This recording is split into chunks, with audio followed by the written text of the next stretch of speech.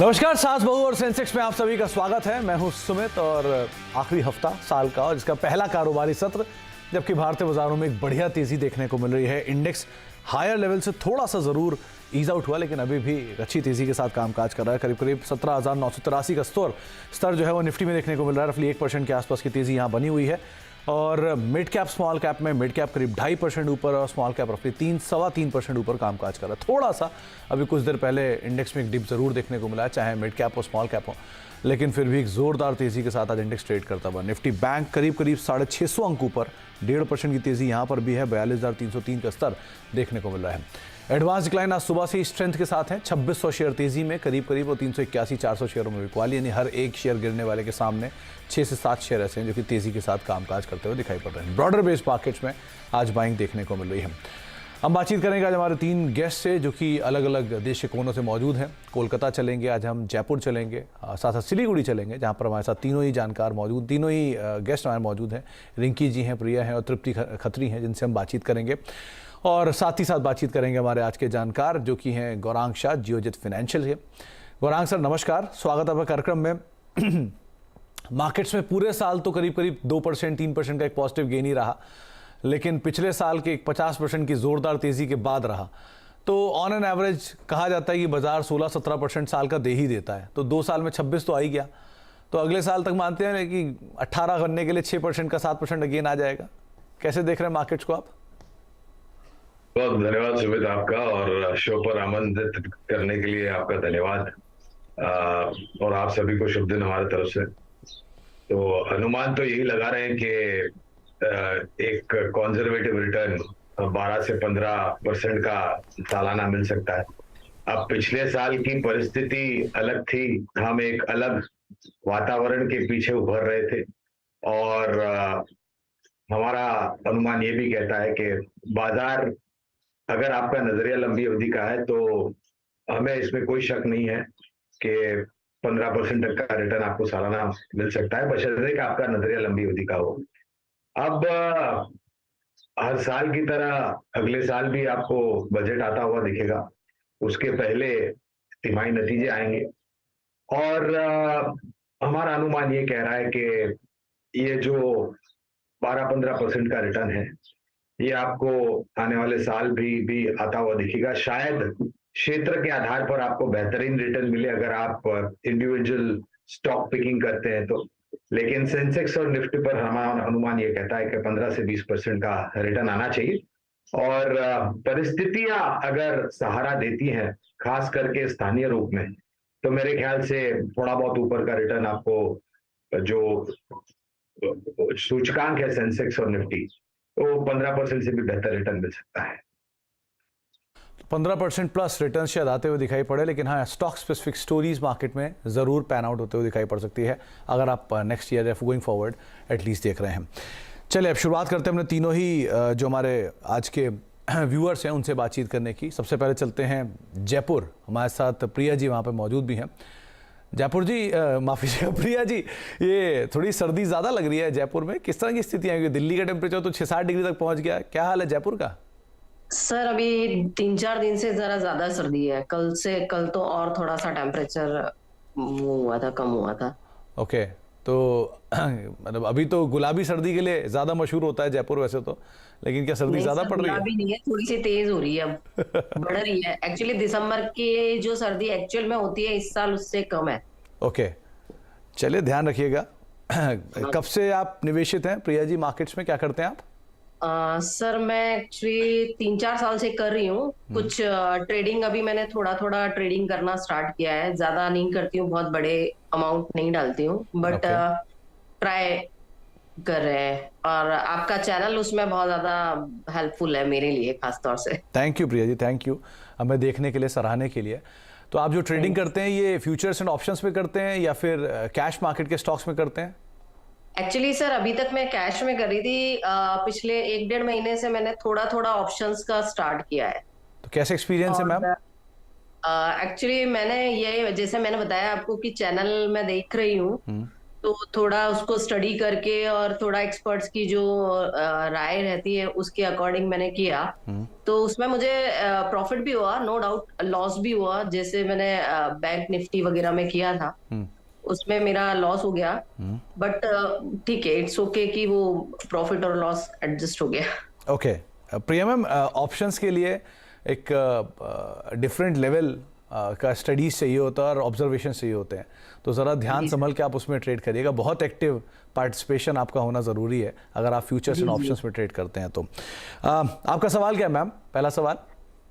Sir मेरा पहले call के लिए ही है। एक्चुअली लास्ट वीक में मैंने एमजीएल की कॉल खरीदी थी ₹2.70 पे। Okay. Last to last week का आई थिंक। तो उसमें क्या है, अब 29 दिसंबर की एक्सपायरी है, लेकिन वो नीचे ही चला गया। आपने किसकी कॉल खरीदी थी मैम? महानगर गैस की सर। एमजीएल की कॉल खरीदी थी, कितने स्ट्राइक की? ये 2.70 की है सर। नहीं, क्या स्ट्राइक क्या था उसका? ₹2.70? स्ट्राइक इसका एक्चुअली स्ट्राइक था 1000। हाँ 1000 की। 1000 की कॉल आपने 2.70 पे खरीदी थी, राइट? जी सर। जरा एक भाई 3 दिन का चार्ट लेकर आइए पहले महानगर गैस का। ये जो पोजीशन थी उस समय पर प्रिया जी, वो क्या दाम था महानगर गैस का जब सर आपने? ये तो ऊपर भी गया था काफी, क्योंकि ये ना मतलब आगे जा रहा था, हाँ। मतलब अप में ही जा रहा था ये। तो आपने 910 रुपए के जोन्स के आसपास जब ये चल रहा था तब 1000 रुपए की कॉल खरीदी थी, राइट? जी जी सर। तो ये सर है ना, गाबा सर ने भी सजेस्ट किया था। मैंने हालांकि पहले ले ली थी, लेकिन Okay. गाबा सर ने सजेस्ट किया था इसको कॉल के लिए। ओके। तो मैंने सोचा थोड़ा ऊपर, और गया भी था, ये काफी गया भी था, लेकिन वो एकदम से जब अभी बीच में नीचे आया तो वो नीचे आ गया। अच्छा, तो प्रिया जी जब गाबा सर ने सजेस्ट किया होगा तो कोई स्टॉप लॉस जरूर बताया होगा? जी बिल्कुल बताया था सर। तो आपने वो उसमें follow भी नहीं किया? सर एक क्वेश्चन उसके लिए भी है मेरे पास में, हाँ। स्टॉप लॉस के लिए। जी। एक्चुअली क्या होता है सर, स्टॉप लॉस में हम लोग स्टॉप लॉस तो लगा देते हैं, अब वो एकदम स्टॉप लॉस को छू के फिर से ऊपर जाता है, तो वहां पे गड़बड़ हो जाती है। सेकंड के लिए नीचे आया, वहां हमारी सेल हो गई और पता चला कि वो तो ऊपर चला गया। देखिए प्रिया जी, ट्रेडिंग में आपका सबसे बड़ा दोस्त स्टॉप लॉस ही होता है, और जो सबसे बड़ा दुश्मन लगता है एक्चुअल में, लेकिन होता सबसे बड़ा दोस्त है। बाकी गौरांग सर की राय भी ले लेते हैं। गौरांग सर के डिकेड्स ऑफ एक्सपीरियंसेस में ऐसी बहुत सारी चीज़ें उन्होंने देखी हैं। गौरांग सर, महानगर गैस, वैसे तो आप फंडामेंटल ट्रैक करते हैं तो बहुत रिलेवेंट नहीं है आपसे पूछना, लेकिन फिर भी मैं एक राय आपसे लेना ज़रूर चाहूँगा। महानगर गैस 1000 रुपये की स्ट्राइक की, 910 जब था तब 1000 की स्ट्राइक की उन्होंने कॉल ली थी। 2.70 पे अब वो करीब कुछ पैसे में आ गई है, 40-50 पैसे पे कामकाज कर रही है। टाइम तो धीरे धीरे अब वाइप आउट हो ही रहा है कि सामने खड़ी एक्सपायरी। क्या करें अभी ये? अदरवाइज कैश में स्टॉक रखा है, अगर होता तो क्या करना चाहिए था किसी के पास हो तो सुमित, स्टॉक पर टिप्पणी करने से पहले मैं प्रिया जी जो कर रही हैं उसके ऊपर थोड़ा बहुत ध्यान आकर्षित करना चाहूंगा, और जो ज्ञान मैंने प्राप्त किया है उसको बांटने की कोशिश करूंगा। तो प्रिया जी, सबसे पहले तो ये ध्यान में रखें आप कि स्टॉक मार्केट सभी जोखिमों के अधीन है। अगर आप निवेश भी करते हैं लंबी अवधि से तो सभी जोखिम आ जाते हैं स्टॉक मार्केट में, और उसके ऊपर अगर आप ट्रेडिंग करते हैं तो आपका जो जोखिम है वो 10 गुना से ज्यादा बढ़ जाता है। यानी कि जो रिस्क परसेंटेज है वो मल्टीप्लाई हो जाता है 10 गुना, क्योंकि ट्रेडिंग अगर करने से सभी लोग धन दौलत कमा लेते, तो मेरे ख्याल से हिंदुस्तान में क्या, भारत में क्या, दुनिया में कहीं कोई भी जगह पर गरीबी नाम की चीज नहीं होती। So please remember one thing, that investing in stock market is exposed to all kind of risks. Trading is vulnerable to 100 times more risk. को ये तय करना है कि आपके पास जोखिम झेलने की क्षमता कितनी है, और आप ये मान के चले, अगर आप ट्रेडिंग करते हैं तो एक राशि आप निर्धारित कर लीजिए और ये मान के चले कि ये अगर चली भी गई तो मुझे कोई दुख नहीं होगा। लेकिन आप जितना समय और जितनी धन आपके पास है उसमें से अगर आप निवेश करती हैं तो मेरे ख्याल से शेयर बाजार कभी आपको निराश नहीं करेगा, बशर्ते कि आपने थोड़ा बहुत सूझबूझ, समझदारी और थोड़ा बहुत अभ्यास करके निवेश किया हो। आते हैं आपके स्टॉक पर। तो पहले तो आपने फार अवे स्ट्राइक प्राइस का आपने ये सौदा किया, और अब परिस्थिति ये है कि जो टाइम वैल्यू ऑफ मनी होता है वो बिल्कुल इरोड गया है, क्योंकि एक्सपायरी इस गुरुवार को ही है। विशेष रूप में टिप्पणी नहीं करूंगा क्योंकि मैं ज्यादा ऑप्शन, फ्यूचर्स या पुट कॉल पे टिप्पणी नहीं देता, लेकिन स्टॉक जो आपने चुना है वहां पर बुनियादी तर्क के आधार पर हमारी जो कंपनी है जियोजित फाइनेंशियल सर्विसेज लंबी अवधि के लिए निवेश की राय है। और जब कभी भी आप काम करें तो जैसे हमारे मित्र सुमित ने बताया, अगर आप ट्रेडिंग करते हैं तो आप पहले ये सुनिश्चित कर लीजिए कि आपके पास जोखिम झेलने की क्षमता कितनी है। अगर नहीं है तो मेहरबानी कर से ट्रेडिंग करने से। प्रिया जी, इसमें एक नहीं दो छोटी छोटी गलतियां थी। एक, पहले जब आपने पोजीशन ली थी तब आप कभी भी ऑप्शन में एक्टिव कॉल्स को प्रेफरेंस दिया करिए जो बिल्कुल करीब की होती हैं। उनका प्रीमियम थोड़ा ज़्यादा होता है लेकिन वहाँ पे आपको एग्जिट और एंट्री आसान मिलती है। 1, 2, आपका जो स्टॉप लॉस था वो बहुत ही स्ट्रिक्टली आपको फॉलो करना था क्योंकि ऑप्शन है वो बहुत वाइल्ड स्विंग्स लेते हैं। और ये बात सही है, आपके साथ नहीं, ये जग जाहिर है कि जैसे ही ऑप्शन में स्टॉप लॉस लगाओ वो स्टॉप लॉस हिट होता है और उसके बाद घूम जाता है। तो इसमें कुछ कर नहीं सकते, ये तो डेस्टिनी है, लेकिन ये करना ज़रूरी है वरना वो लॉस कभी कभी बहुत एक्सटेंड होता है। खासतौर से जो 3 दिन का फॉल था ये बहुत ही तेज़ था, तो इसमें ऐसी पोजीशंस आती रहती हैं। बहरहाल ये सब एक्सपीरियंसेस हैं जो आपको अगले ट्रेड के लिए अपना नया एक सिचुएशन दे रहा है जो कि आप ज़्यादा बेहतर उसमें प्ले कर पाएंगी। आगे भी हम आपसे बातचीत करते हैं प्रिया जी। बातचीत करते हैं अब तृप्ति जी से जो कि कोलकाता से हमारे साथ मौजूद हैं। तृप्ति जी नमस्कार, स्वागत है आपका कार्यक्रम में। क्या करती हैं मैम आप? जी, मेरा रेस्टोरेंट है। ओके। मास्टर शेफ, कोलकाता में साइंस सिटी के पास में। ओके, तो आप रेस्टोरेंट ओन करती हैं? हाँ। गुड। और मार्केट में आप कब से मैम? मार्केट में 3 साल से हूँ। ओके, टाइम मिल जाता है मैम आपको? कोलकाता ऐसी जगह पे जहाँ खाने के इतने शौकीन है लोग, वहाँ आप टाइम निकाल के ट्रेडिंग कर लेती है? हाँ, थोड़ा बहुत ट्रेडिंग कर लेती हूँ, बीच में भी थोड़ा बहुत टाइम निकाल के देख लेती हूँ, कभी कभी इंट्राडे भी कर लेती हूँ। ओके, तो वैसे आपका पैटर्न क्या है? आप कैश मार्केट के शेयर्स में ट्रेड करते हो या इन्वेस्ट करते हो? कैसे आप? कैश मार्केट में। ओके, कैश मार्केट में। तो मैम कैसा रहा 3 साल का एक्सपीरियंस आपका? मिला जुला एक्सपीरियंस रहा। ओके, कैसा मिला जुला? मतलब प्रॉफिट ज्यादा था, लॉस ज्यादा हुआ? प्रॉफिट भी अच्छा था लेकिन कभी एक्चुअली इंट्राडे में ही लॉस हुआ, जो मुझको लॉस हुआ। ओके। बाकी जब थोड़ा टाइम देके ट्रेडिंग किया तो उसमें मुझको हमेशा प्रॉफिट हुआ। तो अभी भी आप पैटर्न सेम ही रखोगे, इंट्राडे ही करोगे या फिर अभी भी होल्ड करोगे? नहीं, मैं अब वो होल्ड करके करती हूँ, अब इंट्राडे में थोड़ा कम ट्राई करती हूँ। ओके, तो क्या सवाल है मैम पहला आपका? जी, मैं KI इंडस्ट्रीज मैंने खरीदा हुआ है। खरीदा था 1560 मेरा एवरेज था, 90 शेयर थे। ओके। अभी जब डाउन हुआ है तो मैंने और उसको 1420 के एवरेज पे और शेयर 50 शेयर खरीदे हैं जी। तो अभी तो मतलब नियर अबाउट मेरे एवरेज के आसपास चल रहा है शेयर। तो अब आपके पास करीब करीब 140 शेयर है, राइट? हाँ। ओके, और आपका एवरेज कहीं 1470 के आसपास ही बैठ रहा होगा? हाँ, 1470 के आसपास बैठ रहा है। ओके, आप कितना समय इसमें और दे सकते हैं तृप्ति जी? वो आप बेटर मुझको बताएंगे। वैसे आपने कोई निर्धारित समय रखा है कि इतने समय में मुनाफा आ जाए या इतना % मुनाफा आ जाए लेकर निकल जाए, ऐसा कुछ? नहीं, ऐसा कुछ नहीं है। ओके, इसलिए आप लोगों से राय लेना चाहती थी। गौरांग सर, KEI इंडस्ट्री, ये स्पेस की अगर तीनों को कंपेयर करूं, हेवेल्स, पॉलीकैब और KEI, तो उसमें सबसे सस्ते साइड पर या फिर ये सबसे छोटी मार्केट कैप में एटलीस्ट KEI ही दिखाई पड़ेगा। इनकी एवरेज के आसपास ही शेयर अभी चल रहा है। इन्होंने खरीदारी कर ली रिसेंट फॉल में। अभी ये सही किया, दूसरा कितना समय दें, क्या करें ये? तो सुमित, पहले तो KEI पर कोई बुनियादी तर्क के आधार पर कवरेज नहीं है, लेकिन नाम काफी मशहूर है, मार्केट शेयर काफी अच्छा है।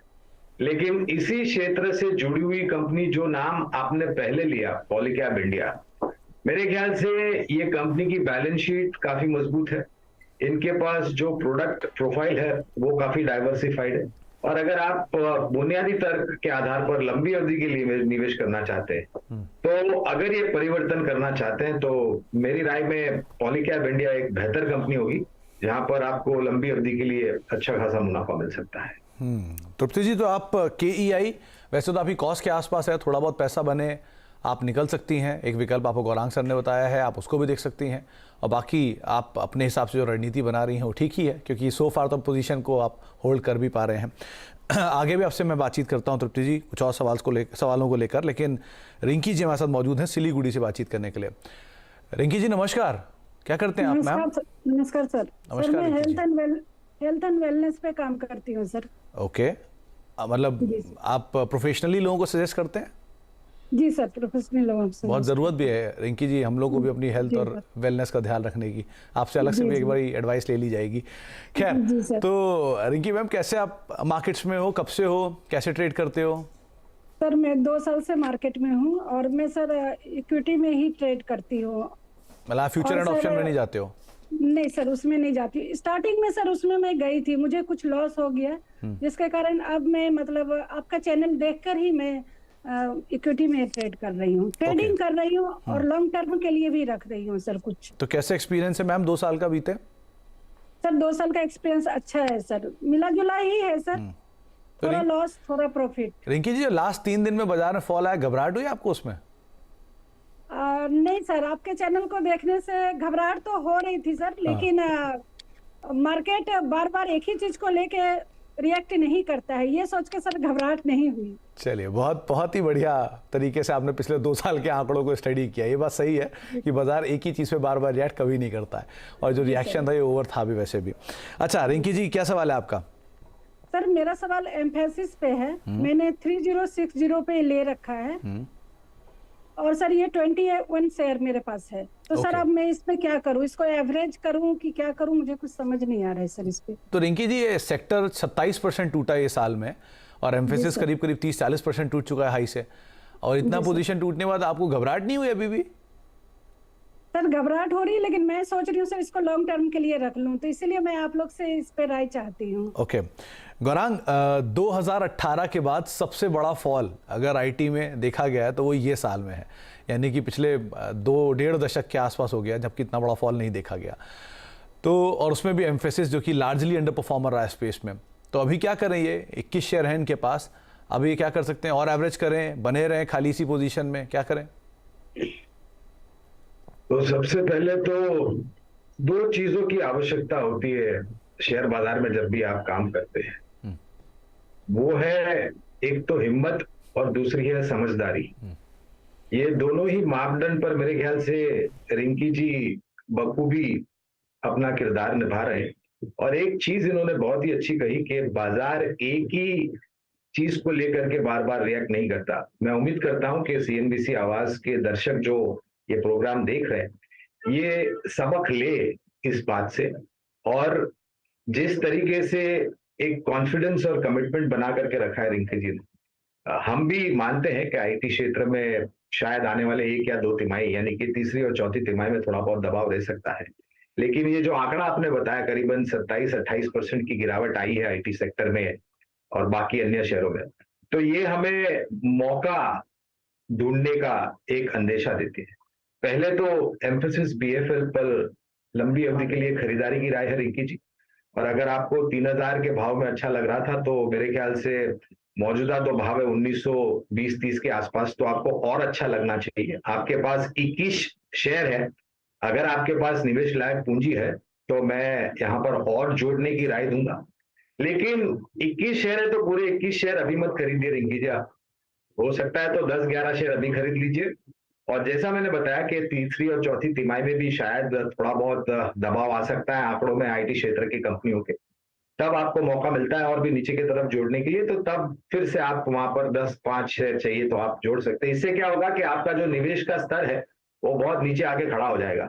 और जैसा आपका लंबी अवधि का नजरिया है, मैं उम्मीद करता हूं आप 2.5 साल 2 साल का निवेश का समय रखते हैं आप आईटी कंपनी के क्षेत्र में, तो मुझे पूरी उम्मीद है कि अगर आप इस तरीके से एक अनुशासन के साथ एवरेजिंग करते हैं तो एक मुनाफे वाली एग्जिट आपको 1.5-2 साल के बाद बिल्कुल मिल सकती है। लेकिन आप निवेशित रहें और जिस तरीके से हमने बताया किस्तों में आप एवरेज कर सकते हैं।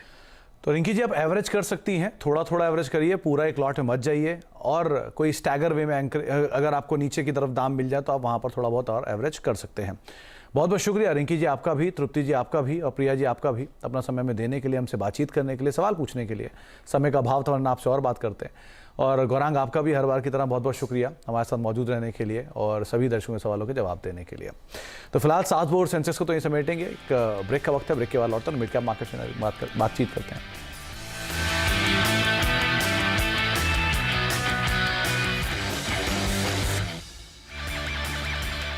Mongia Steel presents Majboot Stocks of the Day. हालांकि नोटबंदी के बाद ये माना जा रहा था कैश में लेन देन कम हो जाएगा, डिजिटल ट्रांजैक्शन ज़्यादा बढ़ेगा, लेकिन जिस तरीके से अर्थव्यवस्था की रफ्तार बढ़ती गई, कैश में लेन देन भी बढ़ता गया और 6 साल में करीब दोगुना हो गया है और जो 32 लाख करोड़ रुपए के आसपास पहुंच चुका है कैश सर्कुलेशन। तो कैश सर्कुलेशन जब बढ़ रहा है तो ये जानना बेहद ज़रूरी है किन किन हालात में आप कैश में लेन देन कर सकते हैं। कोहली साहब, किन किन हालात में हम लेन देन कर सकते हैं और किन किन हालात में पाबंदी है? बिल्कुल, देखिए यूँ तो 32 लाख करोड़ का कैश इन सर्कुलेशन इस समय अर्थव्यवस्था में है और बहुत नामों से वो एक हाथ से दूसरे हाथ में जाता है। पर हम जिन 2 सेक्शंस पे आज ध्यान देना चाह रहे थे उसका नाम है सेक्शन 269SS और 269T और इन सेक्शंस के अंतर्गत लक्ष्मण पेनल्टी लगती है। अच्छा। अगर आप कैश 20,000 से ऊपर कैश लेन देन करते हैं तो पेनल्टी लगती है। होता क्या है कि आपने किसी को लोन दे दिया, किसी ने पैसा मांगा, भाई मुझे 40,000 रुपए चाहिए, आपने कैश निकाला, घर से दे दिया, या आपने किसी के पास जमा कर दिया, ये मेरा रख लीजिए, ये मेरा डिपॉजिट समझ के रख लीजिए, जब जरूरत होगी आपसे ले लूंगा, वगैरह वगैरह। तो इनके ऊपर रिस्ट्रिक्शन है आयकर में। अब हम कुछ ऐसे हालात बताते हैं जहां पर ये रिस्ट्रिक्शन लागू नहीं होती, क्योंकि जिन लोगों को ये पता है वो इसको सारे ट्रांजैक्शंस के लिए समझ लेते हैं। ऐसा नहीं है, ऐसा नहीं है, सबके लिए नहीं है। कुछ छूट है। और कुछ लोग जो नहीं जानते हैं वो कुछ ऐसी जगह कर देते हैं जो नहीं करना चाहिए, तो इसलिए हम वो बता देते हैं जहां पर आप कर सकते हैं, तो इसके अलावा बाकी आप नहीं कर सकते। तो सबसे पहले एक पार्टनरशिप फर्म होती है जिसमें अक्सर देखा जाता है 2 या 3 या 4 पार्टनर हैं। तो अगर कोई पार्टनर पार्टनरशिप फर्म से 20,000 रुपए से ऊपर कैश लेता है किसी भी काम के लिए, मान लीजिए खर्च के लिए या विड्रॉ कर रहा है, तो वो इस एक्सेप्शन में गिना जाएगा, यानी कि उसके ऊपर पेनल्टी नहीं लगेगी। और एक बहुत ज़रूरी बात लक्ष्मण, जो कि अक्सर देखा जाता है, मैंने देखा कुछ लोग फैमिली के बाहर जा रहे थे, घर में कुछ कैश रखा होता है सभी की ज़रूरत के लिए, वो उठा के अपने पड़ोस में कोई रिश्तेदार रहते थे उनके यहाँ रख के चले गए, भैया रख लो, घर में सेफ नहीं है, आपके यहाँ रख के जा रहे हैं, तो कैश रख के चले गए। अब इसको बोलते हैं कस्टडी। तो अगर आप किसी की कस्टडी में, रिश्तेदार की कस्टडी में कैश रख के जा रहे हैं, तो यहां पर ये 269SS और T की पेनल्टी नहीं लगेगी। इन दोनों हालात में आपको चिंता करने की जरूरत है। बिल्कुल, इन दोनों हालात में चिंता करने की लेकिन आपने जब रिश्तेदार की बात की तो मुझे ध्यान आया कि कई बार रिश्तेदार में लोग आपस में भी कैश लेन देन करते हैं, बेटा ने दे दिया, दामाद ने दे दिया, बेटी ने दे दिया, या फिर उनको दे दिया पिताजी ने। तो इस तरह कैश लेन देन पर भी क्या पाबंदी है कि नहीं? जी हाँ लक्ष्मण, कुछ कोर्ट की रूलिंग्स आई हैं जिसके अंतर्गत ये एक्सेप्शन सामने आती हैं, और सबसे जो मशहूर और सबसे आम होने वाला जो लेन देन होता है वो होता है पति पत्नी के बीच में। अब पत्नी साहिबा ने मांगा या पति ने कुछ मांगा तो उन्होंने अपना कैश निकाला जेब से और दे दिया 50,000 60,000, तो पति पत्नी की बात है। तो वहां पर ये नियम अप्लाई, वहां मान लीजिए पति कहने लगे पत्नी से लक्ष्मण कि भाई 269SS में पेनल्टी लग जाएगी, हम तो आपको नहीं देते, तो घर में लड़ाई खड़ी हो जाएगी। तो मुझे लग रहा है इनकम टैक्स ने इस लड़ाई से बचने के लिए ये 269SS की एक्सेप्शन दी है। इसी तरह आपका पुत्र आपसे पैसे लेके जाता है, 20-30 हज़ार रुपए लेके जाता है, 20,000 से ऊपर ले जाता है, मैं अगर लिमिट की बात करूं, वहां नहीं लगेगा। एक केस ऐसा भी आया लक्ष्मण जहां पर एक दामाद साहब ने अपने ससुर साहब के बिहाफ पे, या ससुर साहब ने दामाद साहब के बिहाफ पे कोई कैश में प्रॉपर्टी बुक कर दी, उनके बिहाफ पे बुकिंग कर दी, उनसे एक तरह से लोन हो गया, तो वहां पर भी एक्सेप्शन है। तो कहने का मतलब है जहां पर लोन लिया हुआ है, डिपॉजिट है और नजदीक की रिश्तेदारी है, या कोई ऐसे हालात बन रहे हैं कि आप कैश के अलावा और कोई मोड एक्सेप्ट ही नहीं कर सकते और आप उसको प्रूव कर पाते हैं, तो वहां पर ये एक्सेप्शन बन के सामने आता है। तो बिल्कुल ये सही बात है कि इनकम टैक्स बहुत गहराई में जाकर जांच करता है, लेकिन कम से कम पारिवारिक मामलों में दखल नहीं देता है। बिल्कुल नहीं देता है।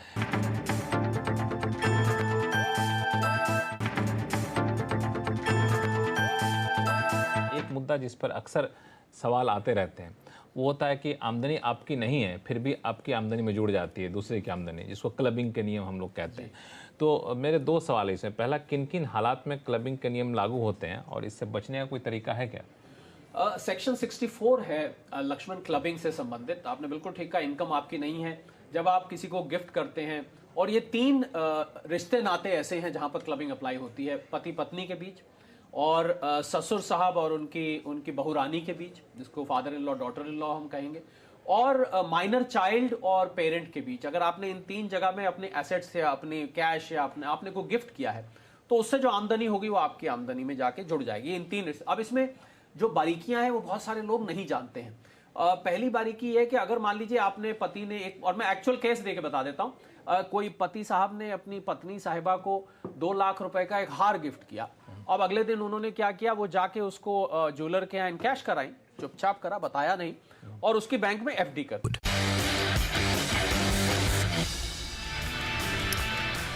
आप देख रहे हैं 7 बोर्ड सेंसेक्स और एक बारी मिड कैप आपकी स्क्रीन पर आएगा। करीब करीब 700 अंकों की तेजी अब मिड कैप इंडेक्स में देखने को मिल रही है और करीब करीब 30,858 का जोन देखने को मिल रहा है। हायर लेवल से थोड़ा सा जरूर हल्का हुआ है, 30,950 के हाईज, उसके बाद 30,850 यानी कि करीब करीब 100 अंक नीचे, लेकिन फिर भी एडवांस डिक्लाइन आपकी स्क्रीन पर। करीब 2500 शेयर तेजी में और 391 शेयर बिकवाली के साथ कामकाज कर रहे हैं। बढ़िया मूव स्मॉल कैप इंडेक्स में भी 9471 का लेवल, 9515 का हाई, यानी हायर लेवल से वहां पर भी 30-40 अंक नीचे, लेकिन फिर भी जोरदार तेजी के साथ mid cap small cap index कामकाज करता हुआ दिखाई पड़ रहा है। ब्रेक का वक्त है, ब्रेक के उस पार दीपाली आपके साथ मौजूद होंगी मिड कैप मंत्रालय के। नमस्कार।